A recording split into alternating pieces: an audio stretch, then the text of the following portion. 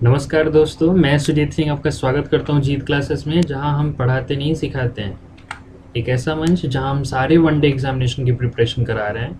अभी फ़िलहाल हम ज़्यादा विशेषतर फोकस जो है वो हम एनटीपीसी और रेलवे ग्रुप डी को लेके चल रहे हैं। ठीक है, क्योंकि ये एग्ज़ाम आपके डेट क्लैरिफाई कर दिए गए हैं। 15 दिसंबर से ये डेट आपके आ चुके हैं। तो अभी फ़िलहाल में ये सामने ही फोकस दिख रहा है, तो हम इसी एग्ज़ाम को लेकर फोकस कर रहे हैं। बट हमारी कोशिश ऐसी रहती है कि हम वो क्वेश्चंस लाएं जो आपके एग्ज़ाम में बहुत इंपॉर्टेंट हैं, आपके सारे एग्ज़ाम के लिए रेलिवेंट हो। ठीक है, तो हमारे क्वेश्चंस ही इंपॉर्टेंट हैं और उसी क्वेश्चंस को लेके हम सारे टॉपिक डिस्कस करते हैं और उस क्वेश्चन के बारे में एक्सप्लेन करते हैं, विस्तार पूर्वक उसकी हम जानकारी देते हैं, ताकि ना सिर्फ आपका वो क्वेश्चन तैयार हो बल्कि आपका क्या हो, एक टॉपिक भी तैयार हो। क्योंकि एक एक करके ही हम क्या कर सकते हैं, पूरी टॉपिक को तैयार कर सकते हैं। कहते हैं ना कि एक बूंद बूंद से ही सागर भरता है। तो ठीक है, हम सागर भरते रहते हैं। सागर के भरने की प्रक्रिया में हम आगे बढ़ते हैं। देखते हैं अपना set number 7 question based practice series के ये सेट नंबर 7 है, जिसमें हम क्वेश्चन के साथ उसके ऑप्शंस को क्लैरिफाई कर रहे हैं।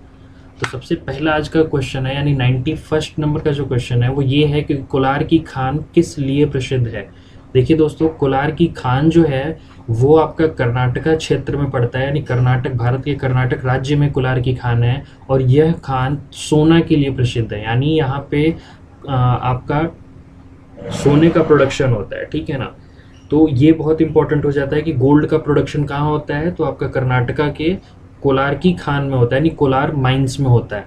ठीक है, तो इसका उत्तर हो जाएगा आपका कोलार की खान सोने के लिए प्रसिद्ध है। अगर हीरे की खान की बात करें तो शायद आपने गाना, एक पुराना गाना जरूर सुना होगा कि पन्ना की तमन्ना है कि हीरा मुझे मिल जाए। ठीक है, पन्ना को मिला या नहीं मिला उनका हीरा, लेकिन हमें अपना हीरा जरूर मिल गया। कि पन्ना से रिलेट किया हमने हीरा को। ठीक है, कि पन्ना की खान जो है वो हीरो के लिए प्रसिद्ध है, यानी डायमंड के प्रोडक्शन के लिए प्रसिद्ध है। ठीक है, तो ये पन्ना का माइंस है कहाँ, पन्ना माइंस है आपका आपको मध्य प्रदेश में। ठीक है, तो पन्ना हीरो के लिए जाना जाता है और ये मध्य प्रदेश में स्थित है।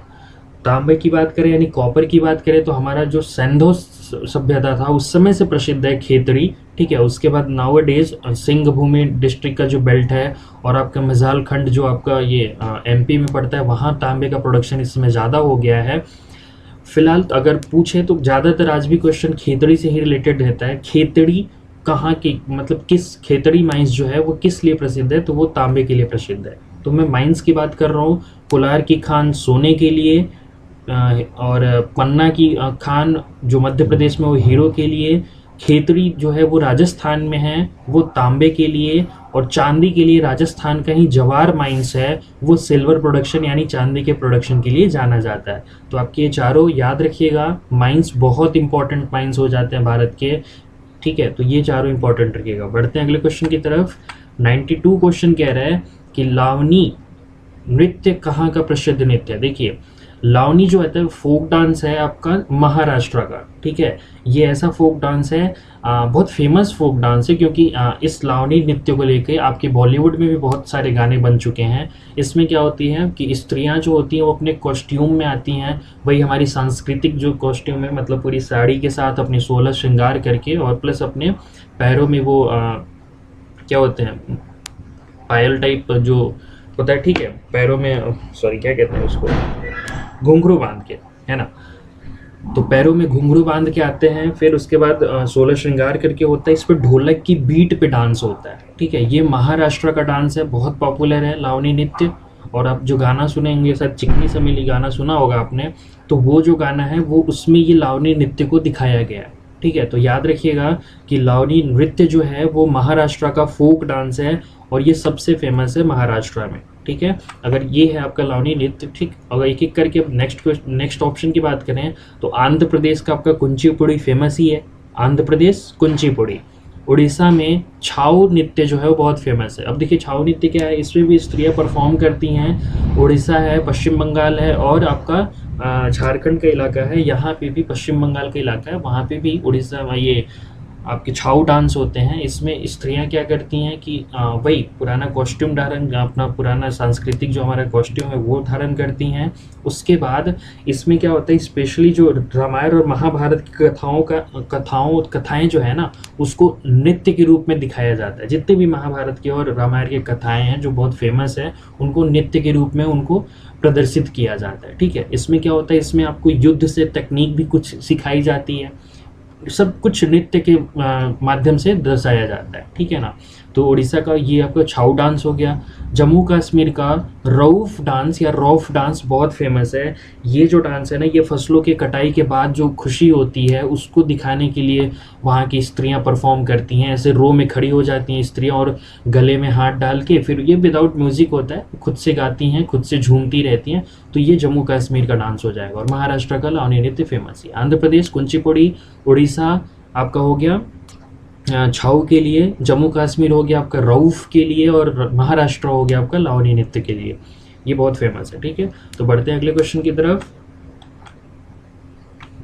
हॉर्नबिल त्यौहार कहाँ मनाया जाता है? देखिए, ये भी आर्ट एंड कल्चर से है, हमारे कल्चर से रिलेटेड है, तो इसको जानना बहुत ज़रूरी हो जाता है, क्योंकि आर्ट एंड कल्चर ना सिर्फ पीसीएस और आईएएस एग्जामिनेशन में, बल्कि सारे आजकल स्टेट एग्जामिनेशन भी आर्ट एंड कल्चर को इंक्लूड कर रहे हैं क्वेश्चन। ठीक है, तो हॉर्नबिल त्यौहार कहाँ मनाया जाता है? बहुत रिपीटेड क्वेश्चन है। ये नागालैंड का एक त्यौहार है हॉर्नबिल त्यौहार। इसमें क्या होता है कि इसमें जो ट्राइब्स होते हैं ना, डिफरेंट ट्राइब्स, यानी अलग अलग जनजाति के लोग क्या होते हैं, आपस में एक दिन मिलते हैं, अलग अलग बहुत सारी कॉस्ट्यूम धारण करते हैं। आप देख सकते हैं इसमें ऐसे ऐसे कॉस्ट्यूम धारण किए जाते हैं इसमें, और फिर सारे कॉस्ट्यूम क्या करते हैं, पहन के एक दूसरे के साथ हंसते खेलते और खुशियां मनाते दिखते हैं। जिसमें ये शो होता है कि हम दिखाते हैं कि हम अलग अलग ट्राइब्स के हो के भी, यानी अलग अलग हम जनजाति के हो के भी हम क्या हैं, हम बिल्कुल एक हैं, हमारी यूनिटी बहुत अच्छी है। ठीक है, तो ये हॉर्नबिल त्यौहार के माध्यम से दिखाया जाता है। ठीक, आंध्र प्रदेश के त्यौहार की बात अगर कर लें तो आंध्र प्रदेश के नाम से आपका उगादी त्यौहार बहुत फेमस है यहाँ। ये उगादी त्यौहार जो है, ठीक है, ये नववर्ष के रूप में मनाया जाता है। चैत्र माह जैसे ही हमारा आरंभ होता है, वैसे ही वहाँ ये उगादी त्यौहार मनाया जाता है आंध्र प्रदेश में। ठीक है, ये नए वर्ष की घोषणा करता है वहाँ पे। आंध्र प्रदेश हो गया, तेलंगाना हो गया, और कर्नाटक राज्य में बहुत फेमस है। ठीक है ना। पूछा है बहुत बार क्वेश्चन कि आंध्र प्रदेश में नए वर्ष पर कौन सा त्यौहार मनाया जाता है, तो उगादी त्यौहार। ठीक है, लेह लद्दाख में आपका हिमिस फेस्टिवल बहुत फेमस है। ठीक है, हिमिस फेस्टिवल क्या है? देखिए, लेह लद्दाख जो है इसको मिनी तिब्बत बोला भी जाता है, क्योंकि यहाँ तिब्बती लोग का आना जाना बहुत लगा रहता है। लेह लद्दाख में हिमीस फेस्टिवल जो है, ठीक है, हिमीस त्यौहार जो है वो तिब्बत लोग के साथ ये मनाया जाता है। इसमें माना जाता था कि 8वीं और 9वीं शताब्दी में जो एक बुद्धिस्ट गुरु थे, यहाँ के बौद्ध गुरु थे, उन्होंने क्या किया था, पूरे लेह लद्दाख से बुरी आत्माओं का खात्मा किया था और बुरी आत्माओं को वहाँ से दूर भगाया था। इसी खुशी में, और कहा जाता है कि शायद आज तक बुरी आत्मा वहाँ आई नहीं, और इसी खुशी में वो लोग क्या करते हैं, लेह लद्दाख के लोग तिब्बत लोगों के साथ मिलके ये जश्न मनाते हैं। 2-3 दिन का त्यौहार होता है। ठीक है, उसमें जश्न मनाते हुए दिखते हैं। हिमीस फेस्टिवल लेह लद्दाख में। और एक और याद रखिएगा, लेह लद्दाख का लोसार फेस्टिवल जो है वो अरुणाचल प्रदेश और लेह लद्दाख और सिक्किम, ये तीनों में मनाया जाता है। लेह लद्दाख, अरुणाचल प्रदेश और सिक्किम में लोसार फेस्टिवल, ये भी नए वर्ष के आगमन का त्यौहार होता है। ठीक है, नए वर्ष जैसा ही आता है तो लोसार फेस्टिवल, लोसार त्यौहार मनाया जाता है। आंध्र प्रदेश में आपका मैंने बताया तो उगादी त्यौहार जो होता है ये नए वर्ष के रूप में मनाया जाता है, और नए वर्ष आने पर लेह लद्दाख और अरुणाचल प्रदेश में आपका लोसार फेस्टिवल मनाया जाता है। ठीक है, ये भी याद रखिएगा। नागालैंड का फेस्टिवल आपका हॉर्नबिल हो ही गया, तो इसका उत्तर हो जाएगा आपका नागालैंड। चलिए अगले क्वेश्चन की तरफ बढ़े। तो प्रश्न नंबर 94 कह रहा है कि इनमें से कौन 2 बार नोबेल पुरस्कार विजेता नहीं है? देखिए, आज तक 2 बार नोबेल पुरस्कार सिर्फ 4 व्यक्ति को ही मिला है। ठीक है, वो 4 व्यक्ति कौन कौन है? मैडम क्यूरी हैं, लिनस पॉलिंग हैं, फ्रेडरिक सेंगर हैं, और जॉन बार्डीन हैं। ठीक है, इसको याद करने का तरीका मैं बता देता हूँ कि मैडम जॉन फ्रेंडली हैं, मैडम और जॉन फ्रेंडली हैं। मैडम से मैडम क्यूरी, जॉन से जॉन बार्डीन, फ्रेंड से फ्रेडरिक सेंगर, और ली से लिनस पॉलिंग हो जाएगा। ठीक है, इनको दो बार नोबेल पुरस्कार मिल चुका है। ठीक है, तो अगर बात करें कि इनमें से नोबेल पुरस्कार विजेता 2 बार के नहीं हैं, तो ये ऑप्शन हो जाएगा आपका सीवी रमन। क्यों? क्योंकि सीवी रमन को सिर्फ 1930 ईस्वी में, सीवी रमन जो हमारे भारतीय साइंटिस्ट हैं, भारतीय फिजिसिस्ट हैं, ठीक है, फिजिक्स यानी भौतिकी के विज्ञाता हैं ये, ठीक है। तो ये जो है सीवी रमन साहब 1930 में इनको स्कैटरिंग ऑफ लाइट यानी जो प्रकाश का प्रकीर्णन होता है, यानी प्रकाश का जो आपका क्या कहते हैं बिखराव होता है, इनके बारे में पता लगाया था और इसी के लिए इनको क्या किया गया था, नोबेल प्राइज से सम्मानित किया गया था। सीवी रमन को 1930 में, इनको सिर्फ एक बार मिला है, जबकि मैडम क्यूरी को यहाँ आप देख सकते हैं, और मैडम क्यूरी को 1903 में इनके पति के साथ फिजिक्स में नोबेल, जिसको आप फिजिक्स में इनको कब मिला था, रेडिएशन पे खोज करने के लिए, और केमिस्ट्री में आपको इनको अकेले 1911 में मिला, ये आपके रेडियो एक्टिविटी के खोज करने के लिए। तो मैडम क्यूरी फेमस नाम 1903 और 1911 भी 2 बार पा चुकी हैं। जॉन बर्डिन दोनों बार फिजिक्स में पा चुके हैं 56 और 72 में। फ्रेडरिक सेंगर केमिस्ट्री में 2 बार पा चुके हैं 58 और 80 में। लिनस पॉलिंग जो है ये एक बार केमिस्ट्री में पाए हैं और एक बार शांति का पुरस्कार इन्होंने जीता है, ठीक है। तो याद रखिएगा आज तक 4 ही लोग हैं, यही लोग हैं। और इसका ट्रिक क्या है कि मैडम और जॉन फ्रेंडली हैं, ठीक है। Madam Curie, John Bardeen, Frederick Sanger, और फ्रेंडली में ली हो जाएगा Linus Pauling. Clear? Next question की तरफ बढ़े। तो भारत के किस राज्य की समुद्री तटीय लंबाई सबसे अधिक है? देखिए ये कोस्टल लेंथ की बात कर रहा है। कोस्टल लेंथ क्या होता है? जो तट समुद्र से टच होता है, ठीक है, जो कोस्ट आपके किनारा जो समुद्र से टच होता है उसकी बात कर रहा है। तो देखिए इसमें आपको तमिल और आंध्रा लगेगा कि हाँ ये तो बहुत लंबे लंबे राज्य दिखते हैं देखने में, तो ये शायद हो सकते हैं, लेकिन ऐसा नहीं है, ठीक है। अगर इसकी बात करें समुद्र तटीय लंबाई की, तो कोस्टल लेंथ की, तो 1214 किलोमीटर यानी 1214 किलोमीटर के साथ गुजरात सबसे ज़्यादा है, ठीक है। तो इसका आंसर हो जाएगा गुजरात। आइए देखते हैं कैसे। तो ये है आपका, ये देखिए समुद्र यहाँ से टच है, अगर ये आपकी कोस्टल लाइन है यानी समुद्र तटीय लंबाई अगर ये पूरी है, तो यहाँ से पकड़ के और यहाँ से पकड़ के अगर इस रस्सी को ऐसे खींची जाए सीधी सीधी तो ये बहुत लंबी हो जाती है, ठीक है। तो ये 1214 किलोमीटर हो जाता है। इसके बाद आपका आंध्र प्रदेश का आता है जो 974 किलोमीटर है। ये 1214 और ये 974 किलोमीटर आंध्र प्रदेश इसकी कोस्टल लाइन एरिया है। तमिलनाडु की बात करें तो ये 906 किलोमीटर का है। उसके बाद महाराष्ट्र आता है 652 किलोमीटर का।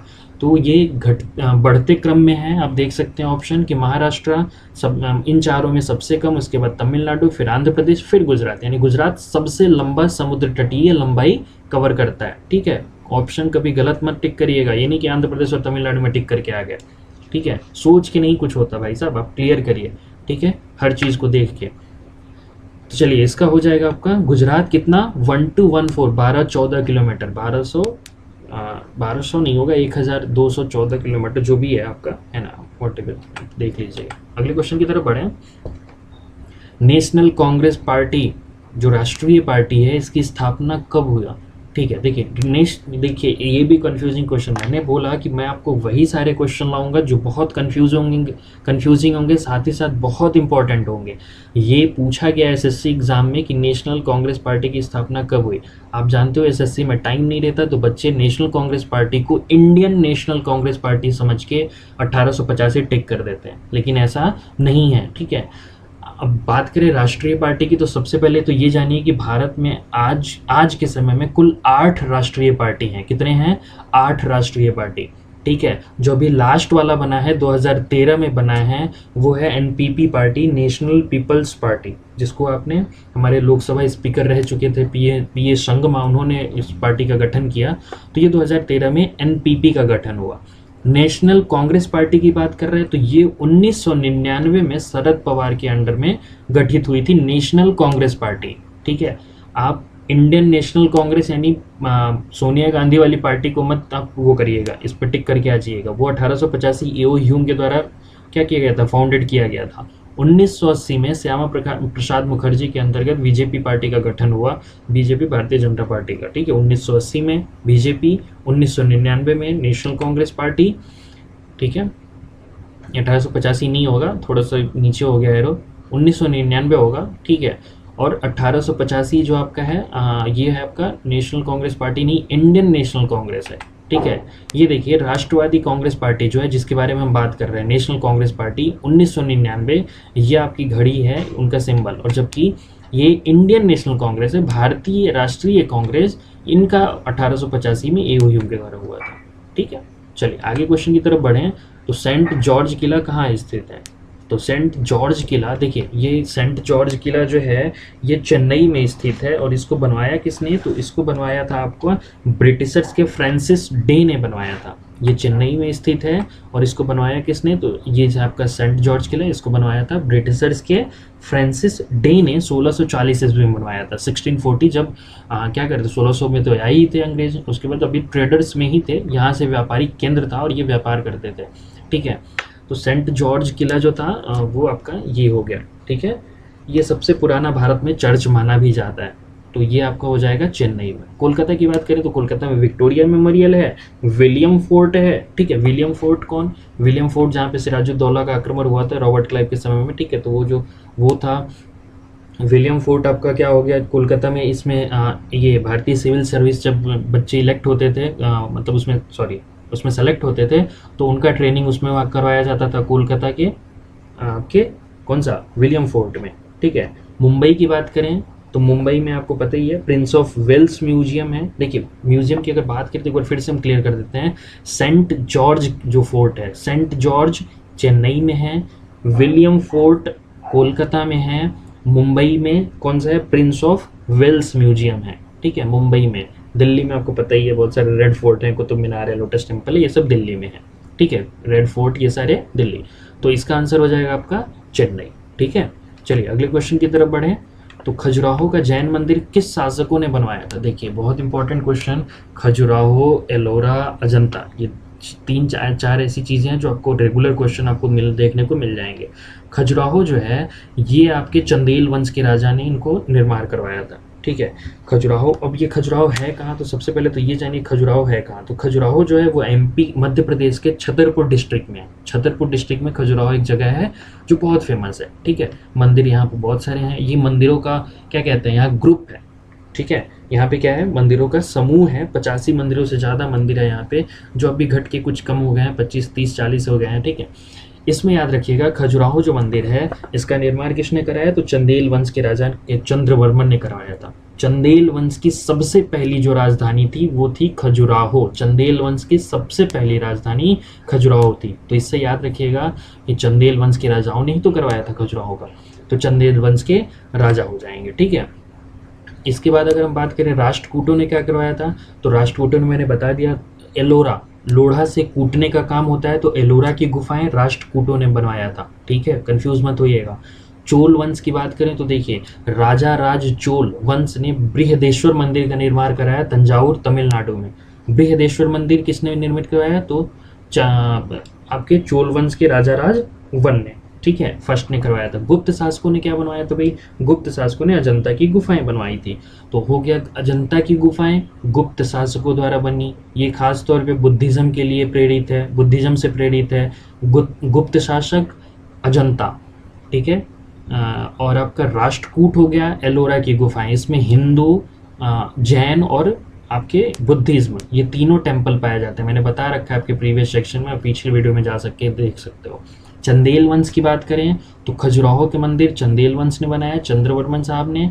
और चोल वंश में बृहदेश्वर मंदिर जो आपका क्या कहते हैं तंजावुर में है, उसने बनवाया, मतलब वो बना। ठीक है, तो ये याद रखिएगा खजुराहो वंश जो है ये खजुराहो मंदिर है। ठीक है, तो ये चंदेल वंश ने बनवाया। अगले क्वेश्चन की तरफ बढ़े तो 99 क्वेश्चन कह रहा है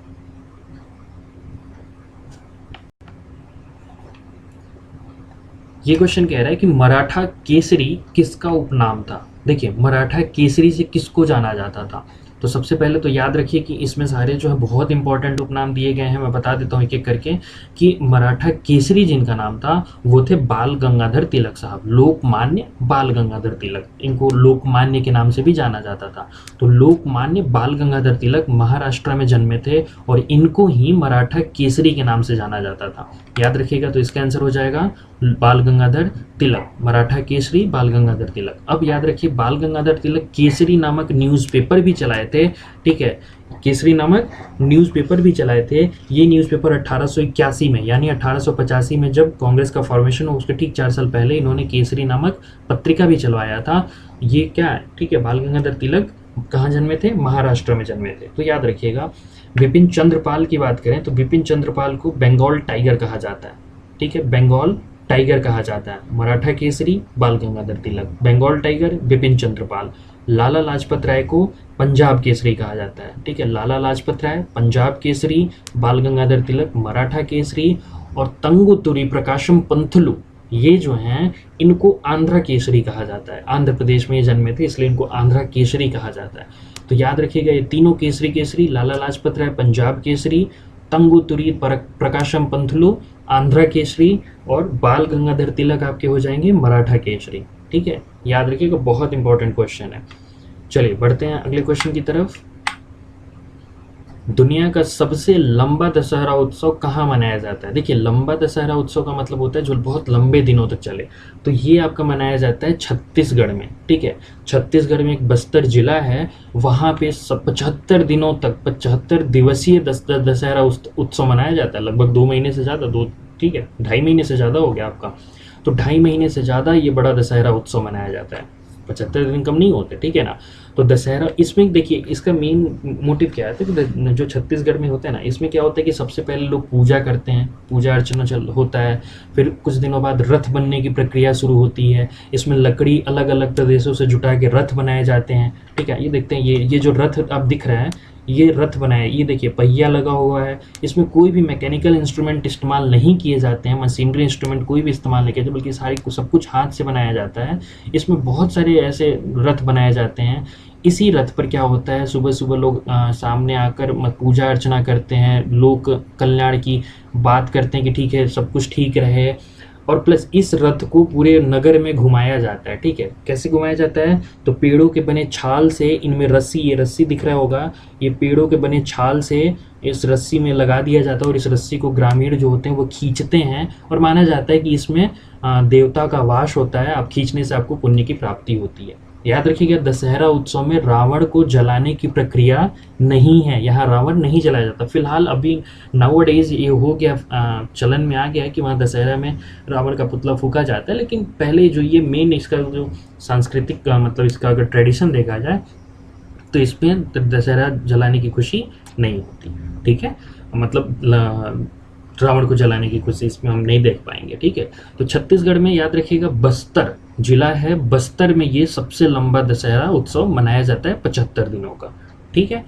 उत्तर प्रदेश तमिलनाडु केरल इसमें कुछ है नहीं। तो चलिए अगले क्वेश्चन की तरफ बढ़ें। क्वेश्चन नंबर 101 कह रहा है कि ईश्वर को प्रसन्न करने हेतु मंत्रों का उल्लेख कहाँ मिलता है? देखिए मंत्रों का उल्लेख तो हर जगह, लेकिन ईश्वर को प्रसन्न करने हेतु ऋग्वेद में दिया गया है। ऋग्वेद की अगर हम बात कर लें तो ऋग्वेद में 1028 मंत्र दिए गए हैं। ईश्वर को प्रसन्न करने हेतु मंत्रों का उल्लेख ऋग्वेद में किया गया, तो इसका आंसर हो जाएगा ऋग्वेद। ये ऋग्वेद, इसमें क्या हुआ है, इसमें सारे देवताओं की खुश करने की, इंद्र देवता के लिए, शिव देवता के लिए, आपके सूर्य देवता के लिए, सारे देवताओं के लिए कुछ ना कुछ मंत्र लिखे गए। कितने मंत्र लिखे गए हैं, तो ये क्वेश्चन पूछा गया है कि ऋग्वेद में कितने मंत्र हैं, तो ऋग्वेद में 1028 मंत्रों का वर्णन है। कितना? 1028 मंत्रों का। ऋग्वेद में कुल कितने मंडल हैं, तो कुल 10 मंडल हैं। याद रखिएगा 1028 मंत्रों में जो सबसे ज्यादा मंत्र हैं वो हैं इंद्रदेव के लिए। 250 मंत्र का उपयोग किया गया इस पूरे ऋग्वेद में। 250 मंत्र हैं भगवान इंद्र के लिए, ठीक है। ऋग्वेद के 10 मंडलों में एक क्वेश्चन पूछा गया था कि आप ये बताइए कि किस मंडल में गायत्री मंत्र का उपयोग किया गया है। तो गायत्री मंत्र का जो आपका वर्णन है वो ऋग्वेद के तीसरे मंडल में, थर्ड मंडल में है, ठीक है। तो याद रखिएगा ऋग्वेद से यहाँ से क्वेश्चन बहुत आते हैं, ठीक है। आपका यजुर्वेद आपको पता ही है कि ये कर्मकांड, यज्ञ जो है, बलिदान से इन सब का, इन सारे मंत्रों का उल्लेख है, इन सारी चीज़ों का उसमें उल्लेख किया गया है। सामवेद संगीत पद्य पर पूरा लिखा गया है, संगीत वेश में लिखा गया है। अथर्ववेद में अगर देखा जाए, अथर्ववेद में क्या है, अथर्ववेद में अंधविश्वासों की वर्णन की गई, जो इंसानों का अंधविश्वास होता है, टोटका होता है, मंत्र होता है, तंत्र मंत्र की विद्या होती है, ये है अथर्ववेद में इसका उच्चारित किया गया है। ठीक है, तो ईश्वर को प्रसन्न करने हेतु मंत्रों का उल्लेख कहाँ मिलता है, तो ऋग्वेद में। ऋग्वेद में टोटल मंत्र 1028, इंद्रदेव के लिए सबसे ज़्यादा 250 मंत्र, कितने मंडल, 10 मंडल। कौन से मंडल में आपका ये किया गया है, गायत्री मंत्र का उच्चारण मतलब वर्णित किया गया है, तो गायत्री मंत्र का वर्णन तीसरे मंडल में किया गया। ठीक, इससे ये सारे क्वेश्चन बनते हैं। अगले क्वेश्चन की तरफ बढ़ें तो 102 क्वेश्चन कह रहा है कि नमक सत्याग्रह किस वायसराय के समय हुआ था। देखिए, नमक सत्याग्रह किस वायसराय के समय, हमने आपको बता दिया है प्रीवियस सेक्शन में कि लॉर्ड डफरिंग के समय, यानी डफर लोग कब थे, वो लोग डफर किए, बेवकूफ़ी किए कि हमको एक प्लेटफॉर्म दे दिए कांग्रेस का मंच बना के, यानी कांग्रेस का फॉर्मेशन लॉर्ड डफरिंग के समय हुआ था। लॉर्ड कैनिंग यानी वो लोग चालाक थे, कनिंग थे, कब, जब 1857 की क्रांति हुई और वो कनिंगनेस से, उनने अपनी चालाकी से, धूर्तता से हमको दबा दिया। तो लॉर्ड कैनिंग, इससे आप याद रखिएगा, लॉर्ड कैनिंग किस समय थे, तो 1857 के समय थे। लॉर्ड लिनलिथगो जो थे वो आपके थे 1942 यानी आपके क्विट इंडिया मूवमेंट के समय, भारत छोड़ो अभियान के समय ये थे। लॉर्ड इरविन नहीं है, लॉर्ड इरविन है, टाइपिंग एरर है। लॉर्ड इरविन जो है ये आपके नमक सत्याग्रह के समय जुड़े हुए थे। नमक सत्याग्रह क्या था, 1900 आपके नमक सत्याग्रह गांधी जी के द्वारा लीड किया गया था। ठीक है, 1930 में 12 मार्च को शुरू किया गया था। ये कहाँ से, साबरमती आश्रम से आपका शुरू किया गया था, डांडी मार्च तक की यात्रा। नमक सत्याग्रह इसलिए कहा जाता है क्योंकि उस समय ब्रिटिशर्स ने नमक पर कर लगा रखा था, टैक्स लगा रखा था, प्लस ये भी कह रखा था कि कोई अपने यहाँ नमक अपने हाथों से नहीं बनाएगा। ठीक है, तो बस इसी का विरोध करते हुए, उस टैक्सेशन का विरोध करते हुए गांधी जी ने साबरमती आश्रम से डांडी मार्च तक की 384 किलोमीटर का लंबा सफ़र तय किया पैदल अपने 79 अनुयायियों के साथ। ठीक है, और उसको वॉलंटियर के साथ उन्होंने कवर किया था 384 किलोमीटर की यात्रा। वहाँ जाकर सुबह 6 अप्रैल को जब पहुँचे थे वहाँ पे 1930 में, तो वहाँ जाकर उन्होंने क्या बनाया था, सॉल्ट को उठाया था और बोला था कि अपने से बनाया भी था, कुछ उबाल के जो भी हुआ, यानी इसका कुल मोटिव यही था कि हम ब्रिटिशर्स के इन टैक्सेशन के और इस जो वायोलेशन लगाया गया है कि आप नमक नहीं बनाएंगे या फिर कुछ भी अपने से, उसका हम क्या करते हैं, सविनय मतलब विनय के साथ उसका प्रतिरोध करते हैं। इसी के बाद सविनय अवज्ञा आंदोलन भी शुरू हुआ। तो ये आपका हो गया नमक सत्याग्रह। तो नमक सत्याग्रह लॉर्ड इरविन के समय हुआ था। ठीक है, चलिए अगले क्वेश्चन की तरफ बढ़ें। तो हवा महल किसने बनवाया था, तो हवा महल देखिए किसने बनवाया था, तो हवा महल जो है वो सवाई प्रताप सिंह ने बनाया था। ठीक है, जब कहते हैं ना कि महाराणा प्रताप चलते थे तो उनका हवा में मतलब उनका घोड़ा भागता था, तो इससे याद रखिएगा कि सवाई प्रताप सिंह जो है वो हवा महल बनवाने वाले व्यक्ति थे। ठीक है, आगे याद रखिए हवा महल ये है कहाँ, तो जयपुर में है, राजस्थान के जयपुर में है। इसको सवाई प्रताप सिंह ने बनाया। ठीक है, ये है आपका हवा महल। और सवाई जय सिंह अगर पूछे तो जय सिंह ने जंतर मंतर बनवाया था। ठीक है, मंत्र होता है ना, मंत्र करके जय बोलो, बोलो बजरंगबली की जय, होता है ना, तो ये मतलब मंत्र करके जय बोलना। सवाई जय सिंह जंतर मंत्रम यानी जंतर मंतर जो आपका न्यू दिल्ली में है, इसको बनवाया था। विट्ठल क्लार्क जो है याद रखिएगा, ये मुंबई में स्थित गेटवे ऑफ इंडिया के वास्तुकार हैं। ठीक है, आर्किटेक्चर है विट्ठल क्लार्क। महाराजा कुंभा, ये आपके विजय स्तंभ जो चित्तौड़गढ़ में है राजस्थान में, विजय स्तंभ जो है उसका निर्माण महाराजा कुंभा ने किया था। तो Sawai Jai Singh Jantar Mantar, Pratap Singh Hawa Mahal, Vitthal Clark gateway of India Mumbai, Maharaja Kumbha Chittorgarh, Vijay Stambh. ठीक है, इससे याद रखिएगा। चलिए तो बढ़ते हैं अगले क्वेश्चन की तरफ। अगला क्वेश्चन कह रहा है कि विश्व का विशालतम पारिस्थितिकी तंत्र है, क्या है, लार्जेस्ट इकोसिस्टम। देखिए इकोसिस्टम क्या होता है, इकोसिस्टम होता है all plant and animals in particular area considered together with their surrounding. ठीक है, मतलब जितने भी प्लांट हैं, एनिमल्स हैं और जितने उनके सराउंडिंग हैं, जितने आसपास के माहौल हैं, चाहे वो लैंड हो, एयर हो, सन हो, हवा हो, सब कुछ को लेके जो उनका आपसी क्या कहते हैं, आपसी जो कोलैबोरेशन होता है, ठीक, उनका जो आपसी एक दूसरे पे निर्भरता होता है, उसी को हम इकोसिस्टम कहते हैं। ठीक है। लार्जेस्ट इकोसिस्टम क्या हो जाएगा, तो लार्जेस्ट इकोसिस्टम आपका आंसर हो जाएगा सागरीय। देखिए सागरीय इकोसिस्टम यानी ओशन जो इकोसिस्टम है वो सबसे बड़ा है, क्योंकि आपको पता है पूरी पृथ्वी पर लगभग 71% पानी ही पानी है और 29% लैंड है। तो सागरीय जो है यानी ओशन इकोसिस्टम जो है वो सबसे बड़ा है, क्योंकि इसमें क्या है, इसमें इसमें एबायोटिक और बायोटिक कंपोनेंट दोनों पाए जाते हैं। बायोटिक बायोटिक मतलब लिविंग थिंग्स और नॉन लिविंग थिंग्स, जीवित अजीवित दोनों, ठीक है। पानी है जो नॉन लिविंग थिंग्स है, मछली है, पेड़ पौधे हैं वो जीवित है। तो आपसी इन दोनों का क्या होता है, गठबंधन के साथ ही हम इकोसिस्टम जनरेट कर पाते हैं, ठीक है। तो ये हो गया आपका, यानी लार्जेस्ट इकोसिस्टम की अगर बात करें तो हो जाएगा सागरीय। याद रखिएगा स्टेबल इकोसिस्टम भी पूछता है कि विश्व का सबसे स्टेबल यानी सबसे आपका स्थायी पारिस्थितिकी तंत्र कौन सा है, तो वो हो जाएगा आपका ओशन, वो भी हो जाएगा ओशन, ठीक है। क्योंकि सबसे स्टेबल वही होता है, कब से, जब से समुद्र है तब से उसमें कोई चेंजेस नहीं आए, बल्कि बाहर चेंजेस आ जाते हैं, नेचुरल कैलामिटीज़ हो जाती हैं तो पहाड़ गिर जाते हैं तो लैंडस्लाइड हो जाता है, बाहर चेंजेस आ सकते हैं, लेकिन सागर में कोई चेंजेस नहीं आते, वैसे के वैसे पानी रहता है, ठीक है। तो इसलिए स्टेबल वहाँ इकोसिस्टम माना जाता है सबसे स्टेबल, ठीक है। रेगिस्तान में तो बिल्कुल नहीं है। उष्णकटिबंधीय क्षेत्र की बात करें तो आपका हो जाएगा, देखिए ये बायोडाइवर्सिटी में सबसे ज़्यादा है, ठीक है। यानी बायोडाइवर्सिटी मतलब आपका जैव विविधता, मैंने बताया था दोनों में अंतर क्या है। इकोसिस्टम में हो जाएगा एक पर्टिकुलर क्षेत्र में जो आपसी इंडिपेंडेंस होता है बायोटिक और एबायोटिक कंपोनेंट का, ठीक है, वो होता है इकोसिस्टम। और बायोडाइवर्सिटी क्या होता है, एक निश्चित क्षेत्र में जो पूरी डाइवर्सिटी होती है, ठीक है। यानी आपका जो कितना क्या कहते हैं, पूरा जो आपका प्रजाति होता है, कितने तरह के प्रजाति रह रहे हैं एक छोटे से एरिया में, उसको हम बोलते हैं बायोडाइवर्सिटी। तो ये उष्णकटिबंधीय वन क्षेत्र में सबसे ज़्यादा पाया जाता है बायोडाइवर्सिटी, और लार्जेस्ट इकोसिस्टम है सागरीय यानी ओशन इकोसिस्टम।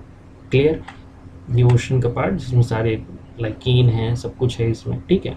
तो ये हो जाएगा आंसर आपका। 105 की बात करें लास्ट क्वेश्चन की, तो विटामिन डी की कमी से युवकों में कौन सा रोग होता है। देखिए इसमें स्पेसिफाई कर दिया है कि युवक यानी एडल्ट यानी वयस्कों में कौन सा रोग होता है विटामिन डी की कमी से।